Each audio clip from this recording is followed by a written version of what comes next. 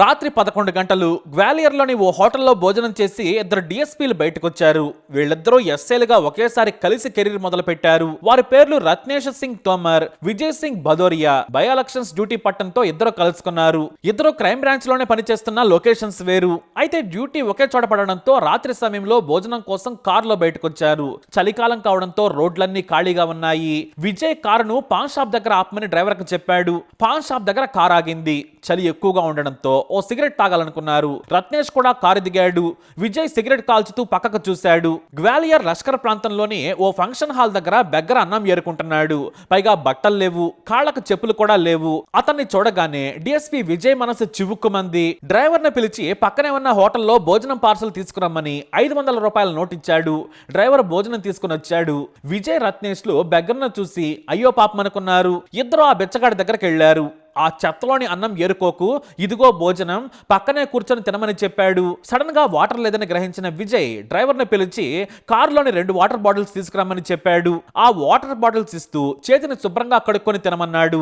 అయితే చేతికి భోజనం ఉన్న పార్సల్ కవర్ ఇస్తూ ఉండగా బిచ్చగాడి చేతులు వణుకుతూ ఉన్నాయి. సరైన బట్టలు లేవు. దీంతో మరో క్షణం ఆలోచించకుండా తాను వేసుకున్న 5,000 ఖరీదైన జాకెట్ ని విప్పి బిచ్చగాడికి తొడిగారాయన. ఇక రత్నేష్ తన క్యాజువల్ షూని బిచ్చగాడికి ఇచ్చాడు. ఇక్కడే ఉంటావా అంటే ఇక్కడే ఉంటానన్నాడు. రేపు దుప్పట్లు మా డ్రైవర్ తో పంపిస్తాను, జాగ్రత్తగా వాడుకోమని చెప్పారు. సరేనని చెప్పాడు బిచ్చగాడు. ఆ తర్వాత ఇద్దరు కారు వైపు బయలుదేరారు. మరో 4 రోజుల్లో ఎన్నికలు. ఆ పనులున్నాయని మాట్లాడుకుంటూ వెనుదిరిగారు. కానీ ఇంతలోనే ఆ బిచ్చగాడు అరే రత్నేష్, అరే విజయ్ అని పిలిచాడు. దీంతో వెనక్కి తిరిగారిద్దరు. ఆ పిలుపు విని షాక్ అయిపోయారు. ఎవరితను, మన పేర్లు ఎలా తెలుసు, పైగా మొదటి పేరుతోనే పిలుస్తున్నాడని ఒకరి మొహం ఒకరు చూసుకున్నారు. ఇంకెవరైనా పిలిచారా అని చుట్టూ చూశారు. ఎవరూ లేరు. కొంపదీసి ఎప్పుడైనా మనం ఇతన్ని అరెస్ట్ చేశామా? ఒకవేళ చేస్తే ఒరేయని ఎందుకంటాడు, పిచ్చోడిలా మారి పిలిచాడా అనుకుని దగ్గరకెళ్లారు. తీక్షణంగా చూశారు. నీకు తెలుసా అంటే నీకు తెలుసా అనుకున్నారు. ఇద్దరు అలానే మాట్లాడుకుంటున్నారు. రత్నేష్ తన ఫోన్ తీసి బెచ్చగాడి మొహాన లైట్ వేశాడు. కానీ గుర్తించలేదు. ఎవరు నువ్వు, మేం మీకెలా తెలుసన్నారు. ఆ ప్రశ్న వినగానే బ్యాచ్ నంబర్ 1999 నాకు తెలుసురా అన్నాడు. ఆ గొంతు వినగానే రే మన మనీష్ మిశ్రా అని విజయ్ గుర్తించాడు. తమ పాత బ్యాచ్ మేట్ ను చూసి ఒక్కసారిగా ఇద్దరు బాధపడ్డారు. ఏమైందిరా ఎలా అయ్యామంటే ఏమో నాకేం తెలుసు, ఇలా అయ్యానన్నాడు. కొన్ని ప్రశ్నలకు బాగానే సమాధానం చెబుతున్నాడు. వెంటనే అతన్ని తమ కారులో రావాలని కోరారు. కానీ తాను రానన్నాడు. ప్లీజ్ వస్తే నీకు మంచి భోజనం పెట్టిస్తాం, మనం కలిసి మాట్లాడుకుందామని బ్రతిమలాడారిద్దరు. కానీ తాను రానన్నాడు. సరే నువ్వు పడుకోమని చెప్పి వెళ్ళిపోయారు. ఆ మర్నాడు ఉదయమే ఇద్దరు 2 కార్లలో వచ్చారు. అంతేకాదు తమకు తెలిసిన వ్యక్తి ద్వారా స్వర్గ సదన్ షెల్టర్ సిబ్బందిని కూడా తీసుకొచ్చారు. మనీష్ ను తమ వెంట రావాలని బ్రతిమలాడారు. కానీ రానన్నాడు మనీష్. తమ ఫోన్ లో మన అప్పటి స్నేహం చూడమని బ్యాచ్ ఫోటోలన్నీ చూపించారు. చివరకు వాటిని చూసి నవ్విన మనీష్ మనమే కదా అన్నాడు. ఎలా ఉంది డ్యూటీ, ఇప్పుడైనా సరిగ్గా కాలుస్తున్నావా లేదంటే చేయి వణుకుతుందా అని జోక్ చేశాడు మనీష్. ఆ మాట విన్న విజయ్ నువ్వు వచ్చి తొందరగా ట్రైనింగ్ ఇవ్వాలి పద అన్నాడు. మనీష్ ను షెల్టర్ హోమ్ కి తీసుకెళ్లి నీటిగా గుండు కొట్టించి స్నానం చేయించి కొత్త బట్టలేశారు ఇద్దరు స్నేహితులు. అతని గురించి కుటుంబ సభ్యులకు ఫోన్ చేశారు. ఆశ్చర్యకరమైన విషయం ఏంటంటే పిచ్చివాడిగా మారక ముందు తన తమ్ముడు ఉమేష్ మిశ్రాకు తానే శిక్షణ ఇచ్చాడు. బాగా చదివించగా అతనికి కూడా ఎస్ఐ జాబ్ వచ్చింది. గుణా జిల్లాలో పనిచేస్తున్నాడని తెలుసుకున్నారు. ఫోన్ లోనే మిశ్రా గ్రామమైన శివపురి జిల్లాలోని రతియానా గ్రామంకు సమాచారం ఇచ్చారు. అతని తల్లిదండ్రులు తాము వస్తామని చెప్పారు. మీరు అక్కర్లేదు కానీ మీ అబ్బాయిని పంపించండి, మేము సైకియాట్రిస్టులతో చికిత్స చేయిస్తున్నాం, అతను వచ్చి వెళ్ళాక మీరు రండి, మీ అందరూ కలిస్తే మళ్ళీ మామూలు మనిషి అవుతాడని చెప్పాడు విజయ్. మొత్తం ట్రీట్మెంట్ ముగిశాకే తీసుకెళ్ళండి, నేను రోజు డాక్టర్ తో మాట్లాడుతుంటాను, మీరేం కంగారు పడద్దని చెప్పాడు డిఎస్పీ విజయ్. అసలు ఏం జరిగిందని విచారణ చేయగా విషాదకరమైన విషయాలు తెలిసాయి. మధ్యతరగతి కుటుంబానికి చెందిన మనీష్ మిశ్రా చదువులో టాపర్. కానీ డిగ్రీ పూర్తి కాగానే ప్రభుత్వ ఉద్యోగం సంపాదిస్తే తప్ప ఆర్థికంగా నిలబడలేమని భావించారు. దీంతో కష్టపడి చదువుకుని ఎస్ఐ జాబ్ సంపాదించారు ఆయన. 1999 బ్యాచ్ లో మొత్తం 250 మంది ఉన్నారు. వారిలో షూటింగ్ లో టాపర్ గా నిలిచాడు మనీష్ మిశ్రా. అంతేకాదు లీగల్ సబ్జెక్ట్ లోను చురుకే. సామాన్యుల వైపు పనిచేయాలనే తపనుండేది. అయితే డ్యూటీలోకి దిగాక మనం చేయాల్సింది ఏమీ ఉండదు, అంతా ఉన్నతాధికారులు నాయకులు చెప్పినట్లే నడుచుకోవాలని అర్థం చేసుకున్నాడు. డ్యూటీలో విపరీతమైన ఒత్తిడి ఎదురైంది. ఇంతలో పెళ్లి కూడా జరిగింది. కొన్ని తప్పుడు పనులను కూడా చేయాలని ఉన్నతాధికారులు ఒత్తిడి చేశారు. దీంతో మానసిక ఘర్షణకు గురయ్యారు ఆయన. నిత్యం ఆలోచిస్తూ ఉద్యోగం వదిలేయలేక, తప్పుడు పని చేయలేక ఏకంగా మానసికంగా కుంగిపోయాడు. డిప్రెషన్ కు గురై లాంగ్ లీవ్ పెట్టేశాడు.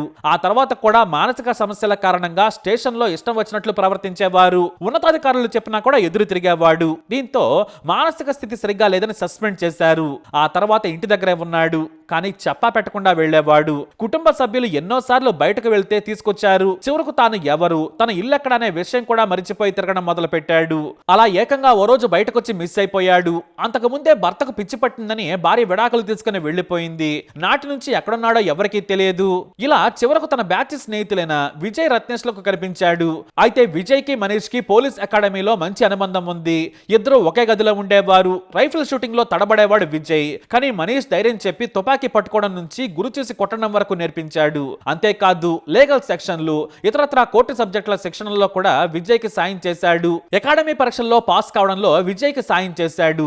ఇక అకాడమీలో శిక్షణ పూర్తి చేసుకున్నాక పోస్టింగులు వేరువేరు చోట్లొచ్చాయి. దీంతో ఇద్దరు దూరమయ్యారు. కానీ ఏదో ఒక సందర్భంలో మాత్రం కలుసుకునేవారు. హఠాత్తుగా కొన్నేళ్ల క్రితం మనీష్ ఉద్యోగం కోల్పోయాడు. ఈ విషయం విజయ్ కి తెలియదు. కానీ ఇప్పుడు డిఎస్పీ రేంజ్ కి ఎదిగారు ఆయన. క్రైమ్ బ్రాంచ్ లో సిన్సియర్ ఆఫీసర్ గా పేరు తెచ్చుకున్నాడు. తన స్నేహితుడి పరిస్థితి చూసిన విజయ్ అతను చికిత్స తీసుకునేంత వరకు సాయం చేశాడు.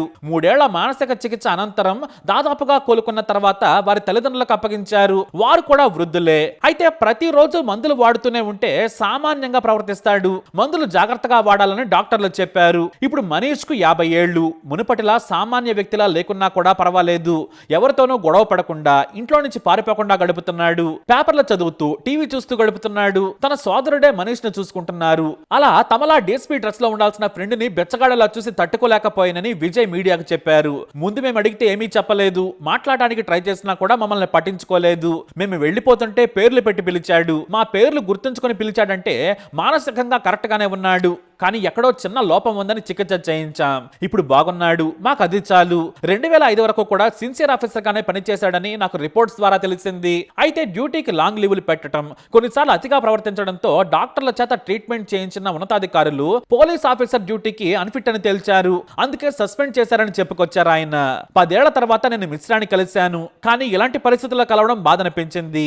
ఒకటి మాత్రం నిజం, పోలీస్ జాబులు అంత సులువు కాదు. మనం ముందు ఏదో ఊహించుకొని వస్తాం, కానీ ఇక్కడ వేరే లోకం ఉంటుంది. దాన్ని తట్టుకోవడమే కాదు, పోలీస్ ఉద్యోగమే జీవితం అనుకోవాలి. డిపార్ట్మెంట్ కు అనుగుణంగా మారాలంతే. మనం ఒక్కరమే ఉద్ధరిస్తామనుకుంటే మాత్రం కుదరదు. నేను ప్రజలకు దగ్గరగా ఉండాలనుకున్నాను. కానీ నేను క్రైమ్ ఇన్వెస్టిగేషన్ లో మంచి ఆఫీసర్ గా పేరు తెచ్చుకున్నాను. నన్ను డిపార్ట్మెంట్ అందుకే వాడుకుంటుంది. ఉన్నతాధికారి అయినా కూడా ఆకలి దాహం కూడా తీసుకోకుండా పనిచేయాల్సి ఉంటుంది. ఎన్నికల సమయం వస్తే భోజనం కూడా సరిగ్గా చేయం. డిఎస్పీ పై ర్యాంక్ నుంచి కాస్త ఉపశమనం ఉంటుంది. కానీ ఎస్ఐగా ఉంటే ఎంతటి ఒత్తిడి ఉంటుందో మాకు తెలుసు. మేము అవన్నీ దాటుకొనొచ్చాం. కానీ ఉమేష్ దాటలేకపోయాడంతే. మంచి మనిషి, సున్నిత మనస్కుడు. సమాజానికి ఏదో చేయాలని పై అధికారుల ఆదేశాలను, ఒత్తిడిని తట్టుకోలేకపోయాడు. అదే నష్టం చేసిందని బాధపడ్డారు క్రైమ్ బ్రాంచ్ డిఎస్పీ విజయ్. తన స్నేహితుడిని మాత్రం రోజు తలుచుకుంటున్నారు ఆయన. మరి ఈ స్టోరీపై మీరేమంటారు? మీ అభిప్రాయాన్ని కామెంట్ ద్వారా తెలియజేయండి. వీడియో లైక్ చేయండి, షేర్ చేయండి, మా ఛానల్ సబ్స్క్రైబ్ చేసుకోండి.